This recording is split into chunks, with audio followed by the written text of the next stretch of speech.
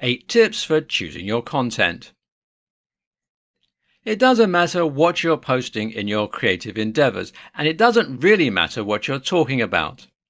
The most important thing about your content is that it engages your audience.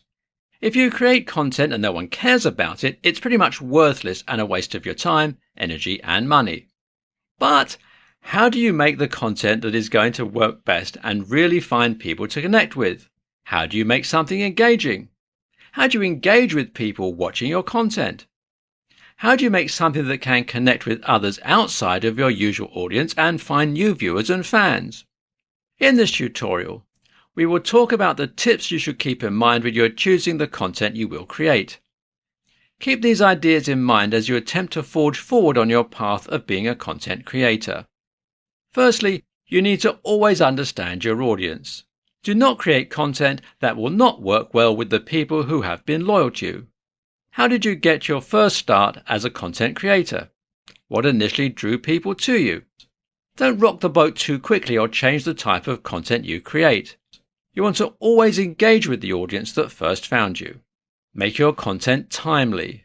Do not create content that is about a fad or trend that is about to be out of date. In fact, try to only make content that revolves around ideas and products and items that are evergreen and always going to be popular. You should also make sure that you always focus on your audience and not yourself. Of course, your own personality will shine through in your videos, and that's a good thing. But you should always remember you are making your content for them and not for yourself. You're pitching to these people, and that means you should speak directly to them and also talk about their needs and lives. An important tip is to update often. Do not just create content once a month. You're going to find more success with a strict, up-to-date, consistently updated schedule of content. You should often be releasing something new and always thinking of the next thing you will release. And don't forget to use all of social media when you create your content.